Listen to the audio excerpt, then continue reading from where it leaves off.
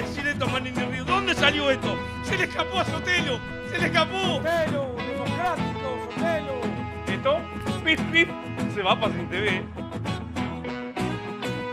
Ponele que hagan hashtag. Hashtag. Hashtag.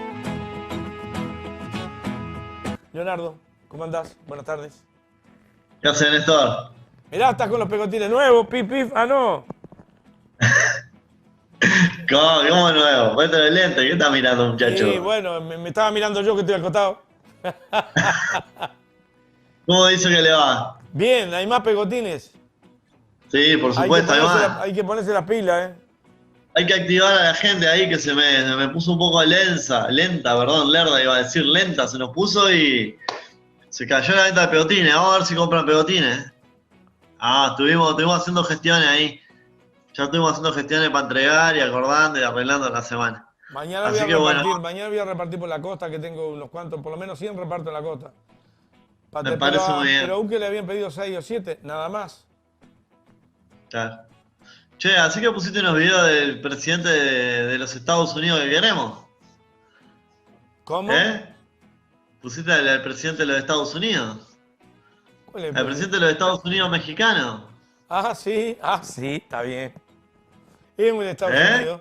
Los Estados Unidos de Brasil, los Estados Unidos de México. Sí, exactamente. Pero viste cómo no te quedaste pensando, ¿no? Quedé pensando, porque comúnmente uno lo asocia al EU. ¿Y por qué pasa eso, Yorka? ¿Por qué pasa eso? Porque tenemos matrizado que el único estado, mejor dicho, que uno cuando mira a alguien dice Estados Unidos, Norteamérica. Hay otros Estados Unidos también en otras partes del mundo. Creo que para los Emiratos por allá.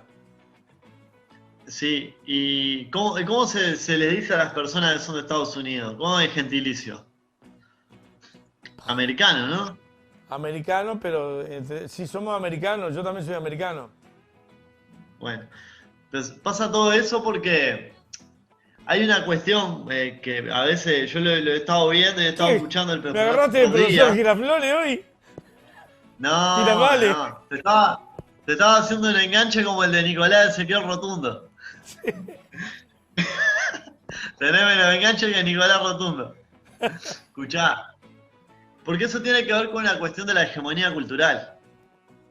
Que era lo que quería hablar hoy contigo, con la audiencia, que hace varios días están hablando de esto y que vos lo mencionaste ahora, con que esto no sale en la tele, de qué hablan los medios y demás. ¿Verdad? ¿Por qué? Porque la hegemonía cultural es un concepto que planteó Antonio Gramsci hace 1000 años, ¿verdad? Pero que permitió poner en relieve, ¿no? Esto mismo que hoy estamos discutiendo y que venimos discutiendo hace tiempo, ¿verdad? Y que durante mucho tiempo se daba por obvio y por sentado, o sea, nadie se cuestionaba o no nos cuestionábamos, como a veces nos pasa. Yo escuchaba a una de las que llamó el otro día, no sé si fue el martes o el miércoles, que decía, a veces me cuesta ver la tele e identificar un poco esa línea, ¿no? Esa línea editorial que tienen. Porque obviamente el discurso hegemónico se camufla muy bien. Sobre todo cuando leemos prensa, cuando vemos los informativos, ¿no? Cuando hasta vemos una película. Sí, entonces sí. Te decía esto de Estados Unidos, porque estaba armando esto para conversar hoy y encontré una cosa que escribí en el año 2015 sobre un documental de la Revolución Naranja del 2014 en Ucrania, ¿verdad? El Euromaidan, como le dicen, ¿verdad? ¿El Euro y qué? bueno, no lo voy a leer. El Euromaidan, le dicen. Porque eso es la plaza de Maidán, ahí en Ucrania. Y no le voy a contar todo lo que escribí, después si quieren le puedo compartir porque era una reseña, pero la cuestión que en el 2015 salió en Netflix, ¿no? Un gran aparato difusor de propaganda y de hegemonía, donde vemos películas de Rambo ganando la guerra de Vietnam, o donde películas de espía, donde los malos son todos rusos, ¿no? O son todos comunistas, ¿no? O donde nos muestran a los latinoamericanos como todos narcotraficantes, donde los mercenarios operan en el mundo, los mercenarios estadounidenses operan en el mundo para liberar, ¿no? A los países, ¿no? castigo de la opresión de otros gobiernos y demás. Bueno, en esa misma plataforma, ¿verdad? Habían puesto un documental que se llama Winter on Fire, que básicamente sería invierno en llamas, ¿no? Y habla de la Revolución Naranja de Ucrania, ¿no? Y en aquel momento cuando yo lo vi, estaba yo en el 2015, que digo, alguna cosa más o menos sabía, pero bueno, estaba haciendo un poco las primeras armas, como quien dice, ¿no? Y lo vi el documental y me dejó muy impactado, obviamente, ¿no? Porque es un documental que habla de cómo el pueblo, ¿no?, ucraniano, ¿no?, se levanta para hacer renunciar al presidente Yakunovich, creo que era presidente prorruso Yakunovich, ¿verdad? Y ese documental cuando lo vi, en aquel entonces quedé como tan impactado que al otro día tipo, me puse a investigar un poco más acerca de Ucrania, ¿no? Y un poco también acerca de todo esto de la revolución, ¿no? Ir un poco más allá del documental. A esto que hoy lo cuento porque la idea es proponer una tarea, ¿no? Por eso lo estoy contando. O sea, al otro día me puse a investigar y cuando me pongo a investigar acerca de la Revolución Naranja me encuentro obviamente con una situación que era absolutamente más compleja que lo que el documental de Netflix mostraba, pero aparte de todo eso, leyendo los distintos portales, consultando determinados otros videos y demás, me terminé dando cuenta que el documental de Netflix en realidad era una burda propaganda para justificar un levantamiento fomentado por los sectores ultraconservadores de la derecha ucraniana, que son fascistas, partido neofascista como el Pravý Sector, ¿no?, para independizarse de Rusia y que se anexaran a la Unión Europea y quedaran bajo la ejida, obviamente, de Estados Unidos. ¿Tá? Pero obviamente todo eso en el documental de Netflix no te lo dicen. Te lo muestran como el pueblo luchando por su independencia. Entonces, cuando estamos hablando muchas veces de cómo nos están mostrando las cosas, cómo estamos viendo las noticias y todo lo demás, no podemos perder de vista que lo que está instalado generalmente es esto que Gramsci denominó la hegemonía cultural, que seguramente más de una vez han escuchado hablar la palabra hegemonía, pues tiene que ver con muchas cosas, lo que quiere decir es como el que comanda o los que dirigen, o los que gobiernan, esa es como la traducción del griego de la palabra hegemonía, que se puede aplicar para muchas cosas, pero siempre está vinculado a la dominación, y no solo a la dominación, sino a llevar adelante un proceso de difusión de determinadas características de una población puntual, de un sector de la población, hacia toda la sociedad diversa. Y mostrarlo de manera tal que eso se vea como algo natural, ¿no?, e incuestionable. Cuando en realidad lo que es una armazón, un constructo social que se arma y que se impone. ¿Para qué? Para que la gente no cuestione el sistema en el que vive. Entonces, haciendo la salvedad de lo que yo les contaba ahora del documental de Ucrania, ¿verdad? ¿Qué fueron de las primeras cosas que pasaron cuando asumió este nuevo gobierno? Hubo una misa, ¿de verdad? Sí. Hubo una misa. Hace unos poquitos meses aparece en la vía pública todo un montón de iconografía vinculada a lo provida, ¿no? A estar en contra del aborto. Cuando en Uruguay tenemos una legislación que crea las clínicas de interrupción voluntaria del embarazo y demás, ¿verdad? Pero ¿qué otras cosas fuimos viendo en este nuevo gobierno? Que bajan como línea ideológica, porque es una línea ideológica que se intenta imponer.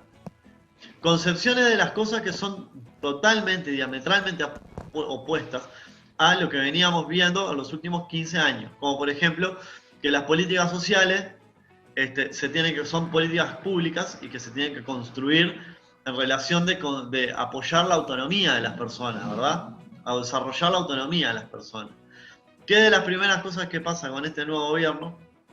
Que nos muestran que la forma de hacer políticas sociales es a través de la caridad, de la donación, ¿verdad? Obviamente procesos que son todos verticales, ¿no? También y que se imponen, ¿no? Porque la caridad es un acto vertical que va desde el que tiene, parte desde el que tiene y termina en el que no tiene. O sea, es una relación totalmente distinta de poder. Pero ahí empezamos a ver con estas pequeñas cosas. El otro día, pensando en todo lo que venían hablando, era como que lo iba hilando, ¿verdad? Cómo, si bien hay un modelo político liberal, reducir el Estado, achicarlo al mínimo, de cortar el papel principal de las empresas públicas dentro del Estado, cómo está pasando todo eso en el lineamiento político y también hay toda una directriz económica liberal, ¿verdad? Ahorrar, ¿no? Ahorrar, y no importa cuántos muertos eso cueste, o cuánta gente quede desempleada, ¿no? O a cuánta gente no se le cubra algún, no sé, medicamento o no se le cubra algo. ¿Por qué? Porque el gobierno está ahorrando dinero. ¿Ahorrando para qué? No lo sabemos. Mientras eso pasa, también nos bombardean sistemáticamente con cuál es el modelo de país que queremos tener o cuál es el modelo de sociedad que queremos tener.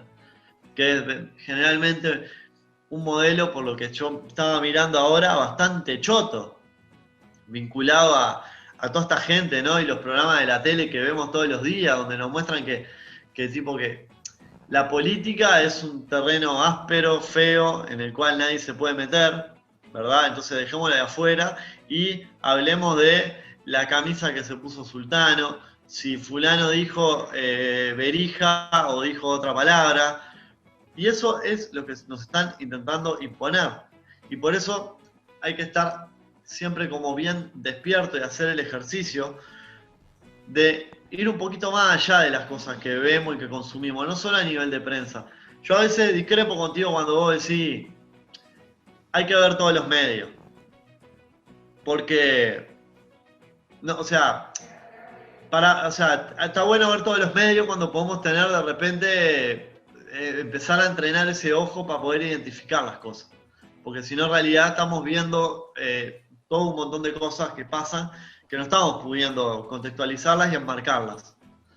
Ni le estamos pudiendo dar la profundidad que muchas veces merece, ¿no? Y tampoco podemos cuestionar como, por ejemplo, estamos viendo todos los medios y cómo nos está hablando del tema del puerto. Yo el otro día preguntaba, la inefable, esta amiga tuya periodista, Patricia Madrid, ¿ya habrá sacado el libro del escándalo del puerto o no? No sé, porque habría que preguntarle quién fue el padrino que le bancó el libro con Sendik. Ah, bueno, pero digo porque ella que siempre estaba tan preocupada por los escándalos de corrupción y todo lo demás, me imagino que debe estar ya trabajando en el libro. Capaz que sí, según. No creo porque está en Canal 10. Ah, bueno, pero capaz que sí. Pero de cualquier manera, acepto la crítica, la tomo, no la acepto, la tomo la crítica, pero en realidad en el programa siempre estamos diciendo que hay que mirar y hay que sacar apuntes y dándole línea. Lo que pasa es que tenemos, para esa prensa hegemónica, que es tan amplia, vos venís una vez cada 15 días, tendrías que venir toda la semana, por ejemplo. Bueno, pero no se puede. Hay que dosificarse. Pero por eso yo les contaba esto del documental y le voy a recomendar a la gente que vea los dos documentales que cuando termine le voy a decir cuáles son, para empezar como a ver cómo las líneas, o sea, distintos matices, ¿no? Se entretejen y nos pueden contar un relato totalmente alejado, ¿no? De la realidad, del hecho concreto en sí, o cómo podemos ver otras miradas que tienen un carácter más parcial, pero que terminan siendo realmente las voces que complementan ese hecho, ¿verdad? Pues, por ejemplo, en este sobre que yo te contaba sobre el documental de Ucrania, el que muestra Netflix, que es re pro Unión Europea y pro Yankee, ¿verdad? Porque ahí hay toda una lucha geopolítica por el enclave territorial y político y de recursos naturales que significa Ucrania, ¿no? Y la injerencia que tiene, porque es un país que está a la mitad del continente, en el continente asiático, en Rusia, y la otra mitad en Europa. Y que la población está partida entre las poblaciones rusas y las poblaciones más europeas. No es una realidad tan sencilla. Pero a veces es lo que nos intentan mostrar. ¿Por qué?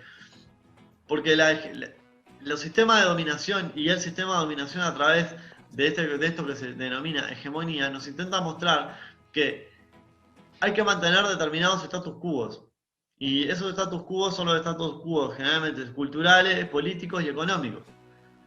Entonces, siempre nos van a estar mostrando, por ejemplo, ¿no? Que Cuba es un régimen o una dictadura, como decía recién el muchacho español, ¿no? Pero Arabia Saudita no. O por ejemplo, Estados Unidos. ¿Algún día vamos a hablar de que Estados Unidos es un país ultrafascista? Que persigue a la gente, que la mata, o sea, que tiene segregación racial y demás. No, no lo vamos a hacer. ¿Por qué? Porque cuando podemos acceder a ese mercado de bienes culturales que hay, que nos pueden mostrar otra realidad, lo que terminamos siempre accediendo es a cosas que nos ilustran un mundo el cual no es, ¿no? Por ejemplo, las películas estas que te muestran que un día uno se levantó y se volvió millonario, ¿no? Y que vienen de alguna manera como a reforzar esta idea de que los pobres son pobres porque quieren y porque no trabajan, ¿entendés? Esta frase que ahora se está viralizando mucho en la derecha de estamos viviendo por encima de nuestras posibilidades, ¿no? Esos son los discursos que hoy en día se están bajando hacia la población y que obviamente a la larga se terminan incorporando como parte de nuestro discurso.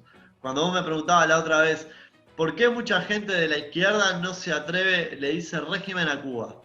Porque están permeados, porque a la larga, si no construimos un sentido crítico y no podemos identificar un poco cómo se teje este entretelón y estos matices, se hace muy difícil que no nos permeen determinadas apreciaciones o determinadas construcciones sobre un hecho específico, ¿verdad? Sí. Y lo que no podemos perder de vista nunca es que así como lo económico y lo político se entretejen sistemas de dominación, lo cultural también. Porque, ¿qué pasó en este país durante 15 años con un engrosamiento de las capas medias?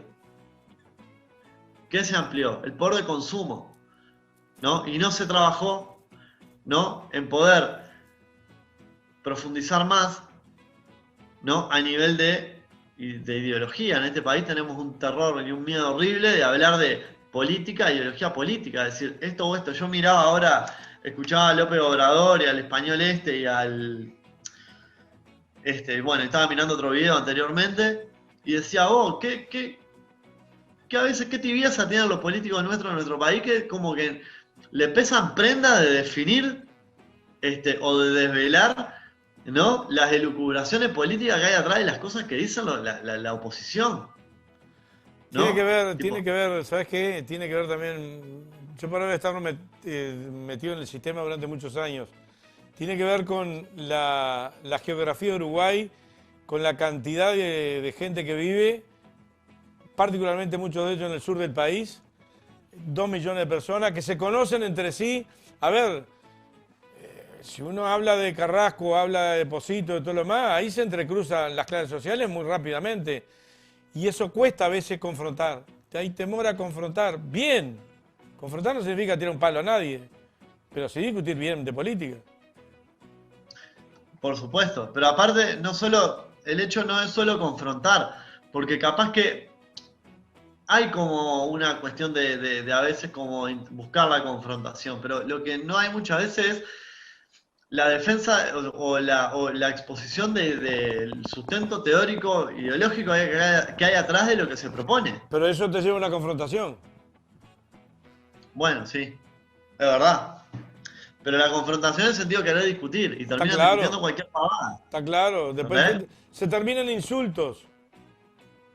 Terminan en estos programas de televisión que nos muestran, ¿no?, que la política es sentarse en un boliche, en un programa de la tele, donde hay 6 personas que tienen la vida resuelta, que no conozco los nombres, pero está esta muchacha, está el piña chico, está el cocinero y otra gente más. 6 personas que tienen la vida resuelta, ¿no?, diciéndole a todas las personas que miran esos programas, ¿no?, que son pobres porque quieren, porque tienen que salir a laburar, porque son vagos, porque el Frente Amplio tiene la culpa de todo, porque en realidad no hay que darle el pescado, sino que hay que darle la caña.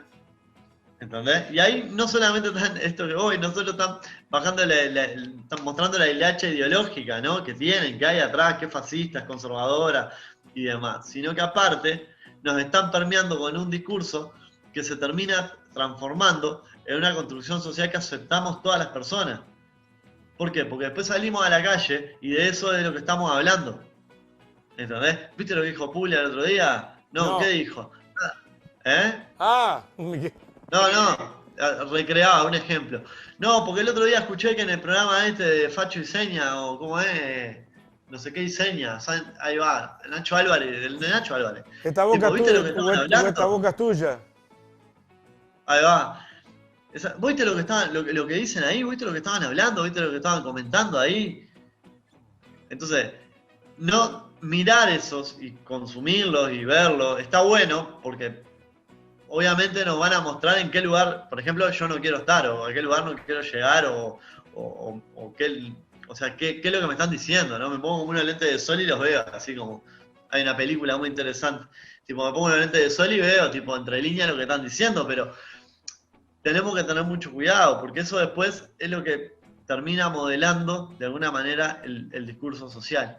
Y nosotros, como personas que estamos, tenemos un lugar acá que tú nos cedes amablemente, Néstor, y otros lugares que hay, son muy pocos, ¿no?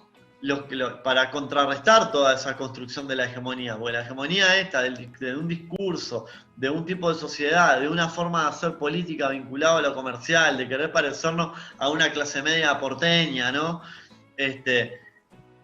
O sea, no quiere decir que atrás de esto hay millones y millones de personas, porque hay un grupo pequeño que defiende unos intereses de clase, de una clase que es muy pequeña, ¿no? Que concentra mucho. Eso sí, concentra mucho poder en sus manos. Entonces, espacios como estos, que son fundamentales, ¿no? Tienen que ser como la punta de lanza para poder empezar a quebrar y a poner el eje en las discusiones. Pero para poder hacer eso también tenemos que poder amplificar con las personas que miran este programa, por ejemplo, y empezar a practicar y entrenar ese ojo. Decir, bueno, mirá lo que está diciendo, mirá cómo falta todo esto. Por ejemplo, yo esto de Paso de los Toros que tú pasaste hoy, no sabía nada. Obviamente no lo van a pasar a la tele. Cuando vos estabas mirando, estabas pasando los titulares de noticias, yo me puse a leer, me puse a entrar a un portal acá y me puse a leer cuáles eran los titulares del diario El País. Y si miramos los titulares del diario El País, parece que no pasara nada en Uruguay. O sea, está todo bien. Se va a crear una mesa de coordinación del Poder Ejecutivo. Si entramos al observador, ni que hablar, ¿no? Es lo mismo, en la misma línea. No nos dicen nada, no está pasando nada. Entonces, tenemos que poder, y esto lo tomo de una oyente que llamó y que lo planteó, tenemos que poder empezar a trabajar en eso, en poder como detectar y poder decir, opa, ¿por qué no están hablando de esto? Y eso después es como andar en bicicleta. Es como cuando empezamos a andar en bicicleta. Porque después se empieza a identificar. Y así ahí es cuando empezamos a ganar argumentos para poder después discutir y plantear la discusión y poner elementos sobre la mesa. Y de esa manera ir haciendo crecer un poco más la red de puntos y que no todo quede atomizado en las 4, 5 o 10 personas que tienen un espacio y que pueden decir un montón de cosas. Porque esto hay que llevarlo, así como los pedotines son una tarea, esto también es una tarea. Y es una tarea que implica un poco de disciplina, tener una libretita o un papel cualquiera y anotar, escribir, seguro, y ver. Entonces, para empezar a hacer eso, ¿no? Yo le voy a recomendar a la gente que busque después en YouTube un documental que se llama Ucrania, el año del caos. Está libre para verlo, ese es un documental. Ucrania, el año del caos. Y el otro se llama Invierno en llamas, que también es de Ucrania. Invierno en llamas y Ucrania, el año del caos. Y el segundo era Invierno en llamas. Invierno en llamas. Entonces, mirarlo los dos, hay uno que dura 1 hora 30 y el otro dura 2 horas, un poco más largo, pero bueno, son bastante amigables para ver y se pueden como ir viendo, o se puede ir viendo a tanda, ir a empezar a entrenar esto, y a ver, y a generar como que nos genere esas inquietudes, ¿no? Y de ver un poquito más allá, que nos lleve a ver. Es algo similar, me voy a agrandar como zapatilla bichicome.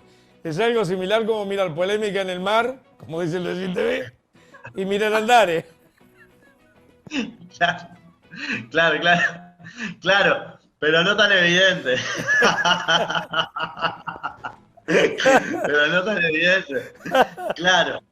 Pero en serio, fuera de broma, más allá, es importante cómo a través de una línea de pensamiento, que es dentro de la sociedad tenemos el campo político, hay distintos campos ¿no? Como que se constituyen determinados órdenes dentro de la sociedad que la rigen, que la ordenan. El económico es uno, el político es otro, el social es otro, y el cultural. Y el cultural, que es como muchas veces el que más se deja o el que menos se atiende muchas veces, ¿no? Es precisamente por donde también nos van quebrando y doblegando. Y donde más nos van, de alguna manera, obturando, creo que es la palabra, cerrando esa posibilidad de consumir o ver determinadas cosas que nos despiertan la curiosidad y contraponerlo con otras cosas. ¿A ti te parece, Néstor, que es casual que hayan estado 1 año y medio casi con los teatros cerrados cuando abrieron los shoppings? No es casualidad. Para mí eso no es casualidad. ¿Por qué? Es más, a los corredores que andan corriendo, el otro día uno de ellos se comunicó conmigo, algo los atletas de Uruguay, no sé, pero que salían a correr y tampoco lo dejan correr. Y eso que se corre al aire libre, tampoco lo dejaban. Exactamente, porque no, de alguna manera buscan que estemos quietos, tranquilos y mirando lo que la tele nos tiene que mostrar. Y lo que la tele nos tiene que mostrar es todo el contenido que está bien. No está pasando nada en Uruguay, estamos todos normales, la vida es así, el presidente es un canchero, re bien. Después tenemos un par de senadores que también son como re patobica y bueno, y lo venden como el espontáneo. Y eso es lo que nos intentan mostrar todo el tiempo. Entonces nos arrebata la posibilidad de acceder a otras posibilidades de tener contenidos que terminan siendo líneas de fuga que habilitan a construir una crítica en relación a las cosas que sistemáticamente nos bombardean. Por ejemplo, en el cine. En el tema del cine, puntualmente, no voy a hablar del documental ahora, voy a hablar de, por ejemplo, ¿cuántas personas saben que hay una página latinoamericana que tiene películas de toda Latinoamérica gratuitas para ver? Yo no. Es una plataforma como Netflix. Yo no lo sé. Bueno, anotá ahí, Retina Latina se llama la página. Retina Latina, como la retina del ojo y latina. Y claro, obviamente ahí no vamos a ver los contenidos de Hollywood, los contenidos de las megaproducciones, ¿no? De la Globo, ¿no? Que nos muestran el éxito, que todo es plata, que todo vivir en verano, que claro, no nos van a mostrar eso. Nos van a mostrar otras cosas. Seguramente nos van a mostrar un mundo que es un poco distinto, ¿no? Al que conocemos generalmente. Y ni digo el cine uruguayo, ¿no? Que hay un montón de películas muy buenas, ¿no? Pero claro, son incómodas, generan incomodidad. Entonces, sí, ahora si se pasa de vuelta la del Papa, si se llega a pasar la película del Papa ahora de vuelta, que es uruguaya, la gente se va a buscar el gas. Sí, ¿no? Yo voy a Chuy igual. Arranca con la bicicleta para allá. Se fue como 1000 pesos. Me va a quedar enano de pedalear, pero no hay problema. Ya está.